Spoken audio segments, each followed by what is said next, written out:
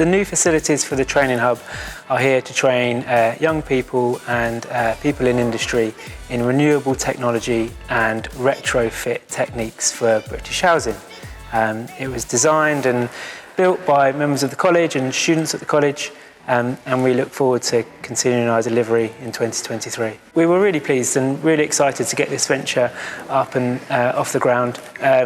It's really important for Eastbourne and for the UK that we meet our net zero targets, and it's a brilliant opportunity for us to embed sustainability in everything we do at the college. Training young people in green technology is vital for the UK to meet its international and domestic commitments. If we don't upskill our young people in how to deliver renewable technology, how to deliver sustainability within the construction industry and within British housing, we won't meet any of the targets that we need to.